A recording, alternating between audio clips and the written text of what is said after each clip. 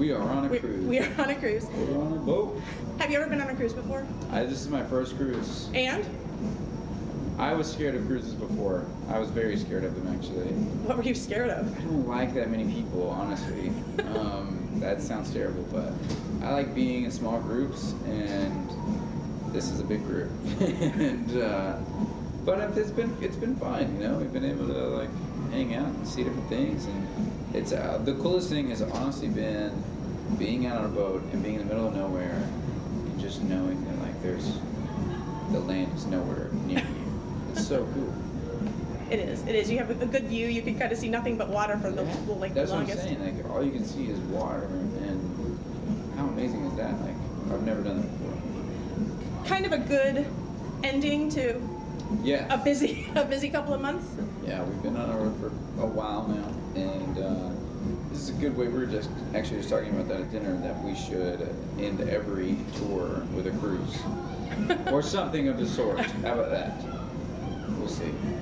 That's probably not going to happen. Not a bad goal though. Not a bad goal. Danny needs to have a Sophia's Heart cruise after every one of my tours. Well, you just have to buy a yacht, is what. I have to buy a yacht. No pressure. At all. None at all. None at all. None at all. Yeah. So, speaking of the tour, what were your expectations for the Out Alive tour right after the accident, and then how did the experience compare? You know, my expectations were it has to be awesome. It has to be great. That's why I wanted to do it. I didn't want to like wussy out and not play a show. Like that's not in my nature. It's not who I am. And you know, and I've been really excited about this tour for a long time now, and I wanted to make it happen, and so we did. You know, and everybody came together, and honestly, probably made it better than it probably could have been. You know, adding Andrew was a big deal, and he added so much to, you know, just in the musicality of everything. Like he's really really good, and so it was really cool having him out. Yeah, I mean, my expectations were, you know, to make the show great, and I feel like it was. Yeah. When you look back on the last couple of months of the tour, what stands out? Do you have any particular memories that stand out? The memories of different crowds always stand out, whether it be different shows. I will not pinpoint anybody's cities. Safer that way. But you know, there's always those couple cities that like really stand out because the show was great, or maybe we were great, because it's always different every night, and maybe you just feel a little bit looser, or the sound was great, or you know, something happened that made the show really fun. So, you know, or the crowd sang a lot. You know, sometimes the crowd doesn't sing a lot, sometimes they do, and so. A lot of those kind of things stand out. A lot of the like stories stand out. I mean, when you're on tour and you were traveling all the time, crazy things happen. So there's a lot of stories that we have that stand out. Whether it be the Waffle House story or some other things that have happened. So That will they remain unnamed? Maybe so. Maybe so.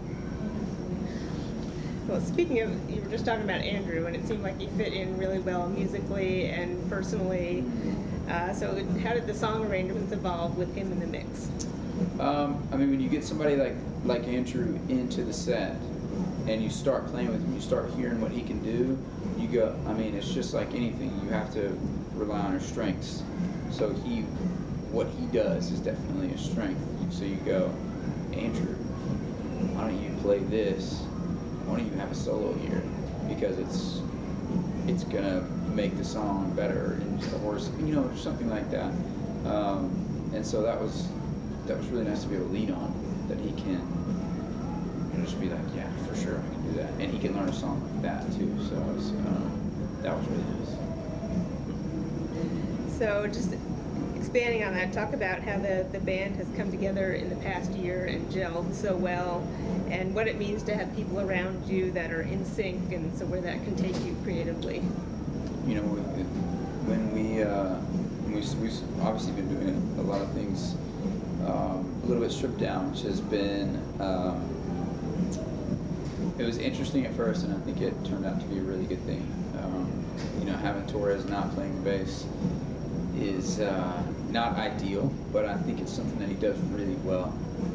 We obviously wanted his just his presence really is a huge deal, just because he's such a on the road he's such like a warm presence, but also his voice is so good that you want him out there.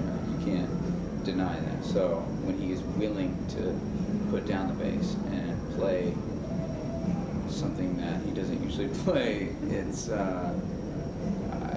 been really nice to be able to do that. And I think and having Kill on board, just playing guitar, or even at first playing guitar and keys, I think having the whole thing stripped down is so. I think it's a different look, but I think it really works for what we're doing right now, and I think it shows off the songs, which is a huge deal. I think it shows off us as a group, as kind of a trio type deal. Because for me, it's never been like, please just look at me. It's look at the people that I'm around, because I'm not the only one that's making the music. It's everybody, and so I may be the head of it all, but I'm definitely not the person that's making it all either. So I want to make sure that those guys get their credit as well, because they're really good. You talked about Andrew's ability to pick up a song really quick, and something that's kind of come into play for all of you with the request songs, which have been, from what we've seen and observed, a huge hit.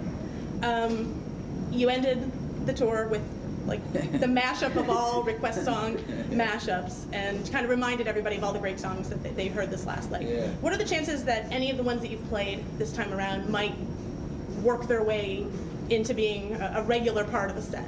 I don't know, because it is a possibility, but those songs were for fun. They're for letting people put in their 2 cents, and then hopefully we play their song. I think that's the idea of it, is that if you request it, I'm going to request this song, I hope he does my song. That was the whole idea. So those were fun things to do, and we had a lot of fun. We actually played a lot of them more than once if we weren't able to rehearse a request song.